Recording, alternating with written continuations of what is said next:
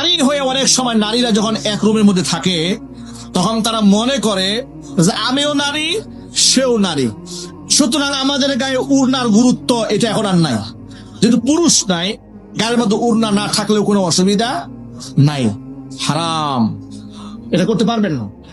অপর নারীর জন্য আপনার দেহের ওই অংশটুকু দেখা জায়েজ, মাহরাম পুরুষের জন্য আপনার অঙ্গ প্রত্যঙ্গ যতটুকু দেখা জায়েজ।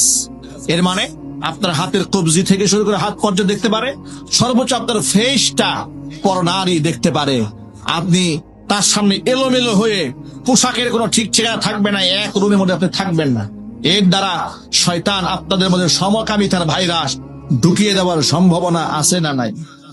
যাদের মুখে এখনো দাড়ি উঠে নাই, দাড়ি মোচ উঠে নাই, রিলমান, এই বাচ্চাদের গালের মধ্যে হাত দিয়ে দেখবেন, মোটামুটি একটু বয়স হয়েছে, দেখতে সুন্দর লাগে না বাচ্চাদেরকে?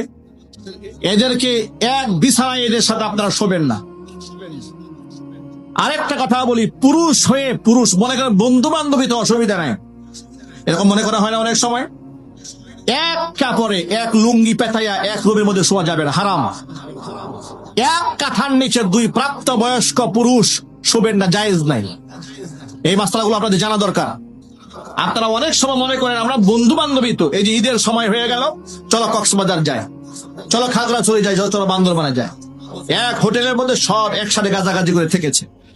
এরপরে এক কাঁথার নিচে প্রাপ্ত বয়স্ক দুই পুরুষ একসাথে শোয়া জায়েজ নাই। এক লুঙ্গি দিয়া একসাথে কাপড় পরতে পারবেন না। এক পুরুষ হয়ে আরেক পুরুষের লজ্জাস্থানের দিকে আপনি তাকাতে পারবেন না। আবার আরেকটা কথা বলে দিই, নারী হয়ে অনেক সময় নারীরা যখন এক রুমের মধ্যে থাকে তখন তারা মনে করে যে আমিও নারী সেও নারী, সুতরাং আমাদের গায়ে উড়নার গুরুত্ব এটা এখন আর নাই। যেহেতু পুরুষ নাই, গায়ের মধ্যে উড়না না থাকলেও কোনো অসুবিধা নাই। হারাম, এটা করতে পারবেন না। অপর নারীর জন্য আপনার দেহের ওই অংশটুকু দেখা জায়েজ, মাহরাম পুরুষের জন্য আপনার অঙ্গ প্রত্যঙ্গ যতটুকু দেখা জায়েজ।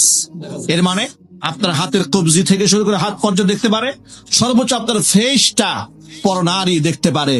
আপনি তার সামনে এলোমেলো হয়ে পোশাকের কোনো ঠিক ঠিকানা থাকবে না, এক রুমের মধ্যে আপনি থাকবেন না। এর দ্বারা শয়তান আপনাদের মধ্যে সমকামিতার ভাইরাস ঢুকিয়ে দেওয়ার সম্ভাবনা আছে না নাই? শয়তানের সমাজে নাই?